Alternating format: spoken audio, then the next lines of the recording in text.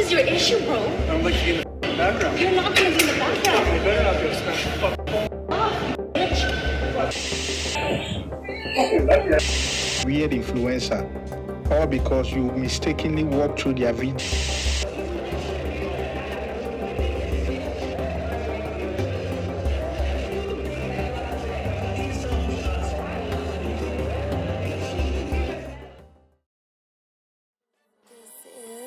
Eclectic Productions.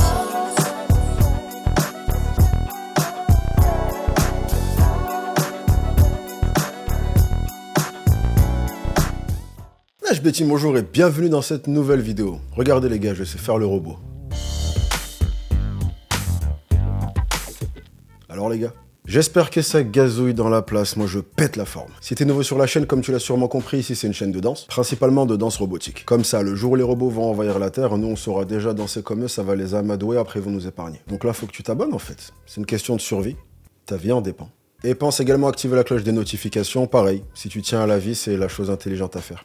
Et bien entendu, à la fin de la vidéo, si tu aimes ce que tu as vu, n'hésite pas à délicatement caresser le bouton like et me faire un petit coucou en commentaire. Ok la team, si t'es allé t'entraîner en salle de sport à n'importe quel moment dans les 3 dernières années, t'es sûrement passé à quelque chose qui n'existait pas avant, ou en tout cas qui existait beaucoup moins. Cette chose, c'est qu'une personne sur 2 se filme. Que ce soit la petite story dans le miroir en fin de séance, ou alors à l'extrême opposé, des tournages avec des lumières, des trépieds et une production hollywoodienne. Et ce phénomène-là, on va dire qu'il n'est pas allé en s'arrangeant avec l'émergence de TikTok, et surtout avec l'émergence d'une communauté qui est aujourd'hui de partout.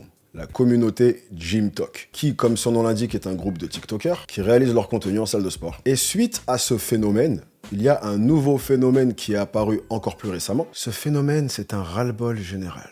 Et donc, là où le fait de filmer était globalement ignoré pendant tout ce temps, c'est aujourd'hui devenu tellement omniprésent, et c'est devenu un tel Far West, que les gens en salle de sport commencent à se rebeller. Des salles de sport commencent à parler d'interdire de filmer, ou alors ont déjà carrément commencé à interdire de filmer. Donc dans cette vidéo, on va voir comment le fait de se filmer en salle de sport est complètement parti en sucette dans les dernières années, et quelle va être la suite des aventures. Bref, comme tu l'as sûrement compris, un programme chargé. En plus ça va, je suis plein d'énergie, j'ai mangé un bon repas avant de faire cette vidéo, et en plus ce repas est rentré parfaitement dans mes macros. Et ça, c'est grâce à Yazio. Voici une réalité sur la transformation physique. Énormément de gens qui n'arrivent pas à perdre du poids, prendre de la masse ou peu importe, n'y arrivent pas parce qu'ils n'ont aucune idée du nombre de calories qu'ils consomment. Vraiment, prends 90% des gens qui n'arrivent pas à perdre de poids, demande-leur ils mangent combien de calories par jour, et t'as de grandes chances qu'ils te répondent un truc du genre je sais pas, mais en tout cas, je mange pas beaucoup. Et c'est compréhensible. Traquer les calories, ça peut être compliqué, et ça peut même carrément faire peur. Et c'est là que Yazio rentre en jeu. Yazio, tu peux le voir comme un nutritionniste dans ta poche. C'est une application qui te permet de calculer tes calories avec une facilité de barge. Tu rentres n'importe quel aliment et en 2 secondes, tu sais exactement où tu en es. Mais Yazio, c'est pas que ça, c'est également plus de 2000 recettes si jamais t'es perdu sur quoi manger pour atteindre tes objectifs. C'est la possibilité de synchroniser les données de ta montre connectée pour avoir un visuel certes sur ta diète mais également sur tes entraînements. C'est des analyses de ton évolution pour savoir si tu vas dans la bonne direction ou si tu dois ajuster le tir. Et c'est également la possibilité de te motiver mutuellement avec tes amis grâce à la fonction Buddy. Bref, c'est vraiment une appli qui rend le fait de manger sainement et dans le sens de tes objectifs hyper facile. Et c'est vraiment une appli super simple à comprendre. En gros, même si tu n'as aucune notion en alimentation, tu ne seras pas perdu. Et figure-toi qu'en cliquant sur le lien que je te mets en description, tu peux bénéficier de 50% de réduction sur ton abonnement Yazio Pro. En d'autres termes, moins de 2 € par mois. Ce qui, pour être enfin carré sur ce que tu manges et arrêter de faire les choses au pif, c'est vraiment un truc de dingue. C'est d'ailleurs un truc que j'aurais aimé avoir à l'époque où j'ai commencé. Merci à Yazio de soutenir cette chaîne, et encore plus important que ça, merci à vous pour votre application qui est carrément géniale. Et nous, on est reparti pour la vidéo.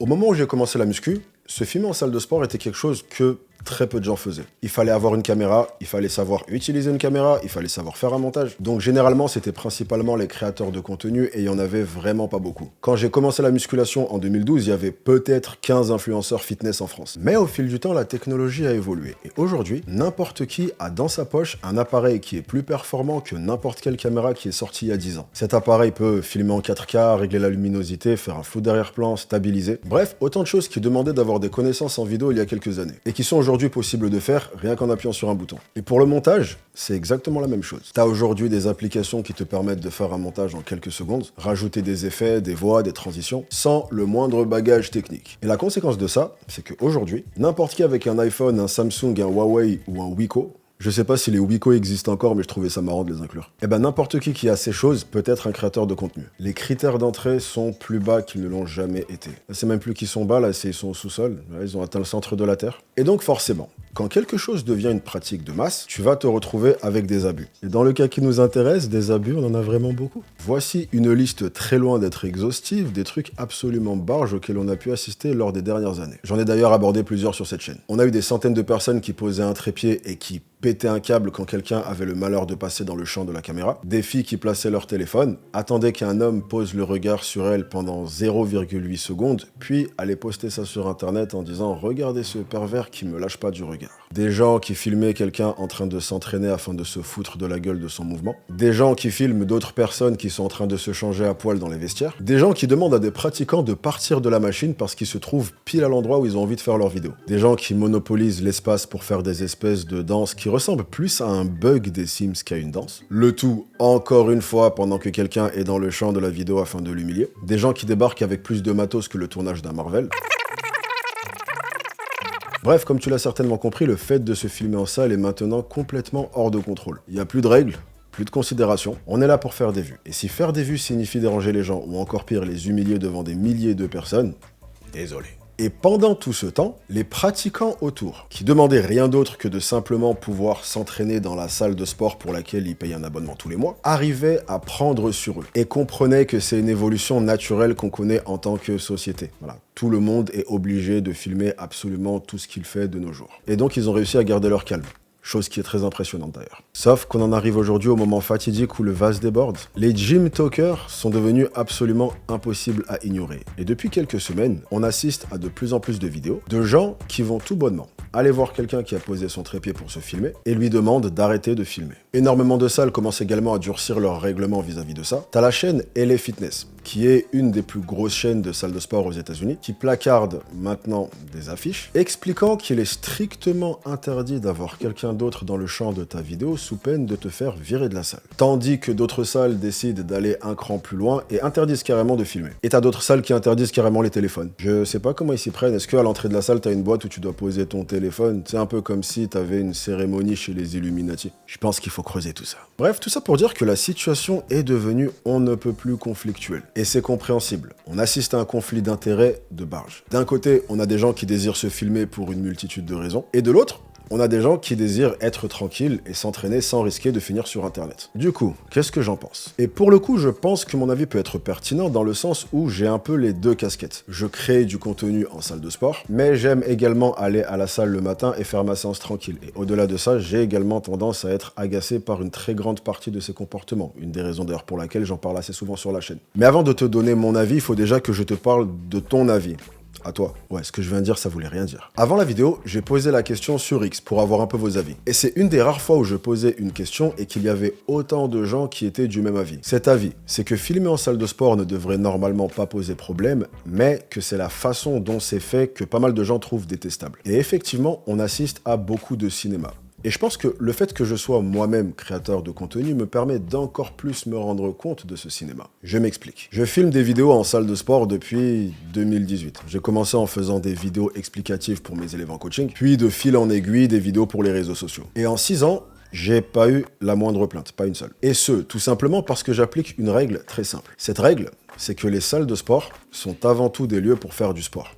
Je sais, t'as besoin de quelques secondes pour encaisser cette information, assis-toi. Et donc que la priorité ira toujours aux gens qui s'entraînent et que c'est à moi de m'adapter à eux et non pas l'inverse. Je filme avec un cadreur qui fait en sorte qu'il n'y ait pas de gens dans le fond ou à minima qu'on ne puisse pas les reconnaître. Si quelqu'un hésite à passer parce que je suis en train de filmer, je lui dis qu'il peut absolument passer. J'ai simplement à le couper au montage, c'est pas dramatique. Si la prochaine machine que je veux utiliser dans ma vidéo est prise, je vais sur la machine d'après, puis ensuite je reviens. Et j'ai juste à inverser les deux séquences au montage. Si quelqu'un s'entraîne assez proche de l'endroit où je suis en train de filmer, ça m'arrive très régulièrement d'aller le voir et de lui dire « Bonjour, on est en train de faire une vidéo, mais ne vous inquiétez pas, vous n'êtes pas dans le champ. » Et si jamais il me paraît mal à l'aise, je filme dans un autre coin de la salle. Si il est dans l'angle de la caméra, on trouve un autre angle. Bref, ce que je suis en train de dire, c'est que pendant toutes ces années, je suis jamais arrivé en mode « Poussez-vous de là, c'est moi l'influenceur ». Je ne suis pas le personnage principal. La fonction première de la salle n'est pas de faire ce que je fais moi, mais ce que les autres font. Et c'est malheureusement de là que vient le problème, parce que c'est quelque chose qu'on voit énormément. Les salles sont aujourd'hui remplies de personnes qui se prennent pour le personnage principal. Et si même moi, alors que c'est mon métier, j'arrive à être agacé par ça, J'ose même pas imaginer quelqu'un qui est complètement étranger à ce monde et qui veut juste venir faire ses 45 minutes de cardio avant d'aller au taf. Donc, quelle est la solution selon moi et où est-ce que je pense que tout ça est en train d'aller? Eh bien, tout simplement, la direction qui va sûrement être prise dans les prochaines années, c'est que les salles vont encadrer cette pratique qui est actuellement une sorte d'open bar. Et ça, c'est une nuance qui est super importante, en tout cas selon moi. Cette nuance, c'est que la solution n'est pas d'interdire de filmer, mais de réglementer la façon dont on filme. Et même si j'aurais préféré qu'on n'ait pas besoin d'en arriver là et que les gens puissent être respectueux de leur entourage de façon spontanée, l'être humain reste l'être humain. Et quand beaucoup de gens font quelque chose, tu auras forcément un certain pourcentage de problèmes non négligeables à prendre en compte. Parce qu'il est important de préciser que je suis pas en train de diaboliser le fait de filmer en salle de sport. Au-delà du fait que ça serait un énorme CSC, ça serait aussi oublier le fait que filmer une séance de sport peut être utile pour énormément de raisons. Déjà, certains en vivent, mais au-delà de ça, aujourd'hui, en 2024, une écrasante majorité de gens apprennent la musculation avec des vidéos. Et je dis une écrasante majorité pour ne pas dire pratiquement tout le monde. Énormément de gens ont appris à exécuter les mouvements en regardant des vidéos de créateurs comme Jeff Nippard, Atlan X, Jérémy Etier. Ou dans le lot, t'as également beaucoup de créateurs français qui sont des véritables mines d'or d'informations, comme par exemple Jamcore, Nassim Saeli, Essan, et encore plein d'autres. Et le point commun de toutes ces personnes, c'est qu'ils arrivent à filmer de façon respectueuse en salle. Et au-delà de l'aspect apprentissage, t'as également des gens qui veulent se filmer pour corriger leur exécution, qui veulent filmer leur posing ou encore leur perf si jamais ils font des compétitions, avoir un aperçu de leur progression, et je peux continuer comme ça encore très longtemps. Mais la conclusion à ça, c'est que filmer en salle est une chose qui a son utilité, mais que actuellement, la manière dont c'est fait pose un gros problème. Et je pense qu'on va assister de plus en plus à deux types de salles. D'un côté, des salles qui sont ouvertes à ce qu'on filme, et d'un autre côté, des salles qui le sont pas. Et chaque clientèle ira dans l'une ou dans l'autre en fonction de sa priorité. D'ailleurs, je serais absolument pas étonné que dans un futur proche et dystopique, on assiste à l'émergence d'une nouvelle salle de sport spéciale contenu. Genre une salle où c'est s'entraîner qui est interdit. T'arrives et c'est plus un studio de tournage qu'une vraie salle de sport. À l'entrée, au lieu d'avoir des pots de protéines et des shakers, tu peux louer des lumières et du matos vidéo. À la place des machines cardio, t'as des ordis pour faire ton montage après avoir filmé ta vidéo. Et y a pas des coachs, mais des vidéastes, genre tu le payes à l'heure, comme si c'était un coach, sauf que lui, au lieu de t'entraîner, il filme tes TikTok. Voilà. Je viens de décrire la salle du futur. Comme tu le sais peut-être déjà, je suis voyant à mes heures perdues, donc je vais garder cet extrait pour le ressortir dans 2 ans et te dire « Ah, tu vois, je te l'avais dit ». Bon allez, vidéo terminée. Alors on a parlé d'un sujet qui me passionne, là, c'était les tripes. Et même si j'ai posé rapidement la question sur les réseaux, j'ai vraiment envie d'avoir votre avis de façon plus développée. Donc parlez, exprimez-vous, vous pouvez développer autant que vous voulez. Comme je l'ai dit, c'est un conflit d'intérêts, donc en réalité, tous les avis sont compréhensibles. Donc donne ton avis, n'aie pas peur. La team, merci à vous d'être resté avec moi pendant toute la vidéo et merci à Yazio de soutenir cette chaîne, je vous mets toutes les infos en description. Si vous êtes encore là, commentez Far West. La team, rejoignez-moi sur Instagram pour faire plus ample connaissance et sur X pour me proposer ma prochaine intro ou pour répondre à mes petites questions. Comme tu le vois, des fois je demande votre avis sur des sujets X, Y, Z ou Delta, Oméga, Beta. Bref, moi je vous chope sur la prochaine. Donc en attendant, prenez soin de vous, ne lâchez rien. Bien entendu, soyez sexy. Peace! Man, hey! Naj team, so you're sexy, yeah.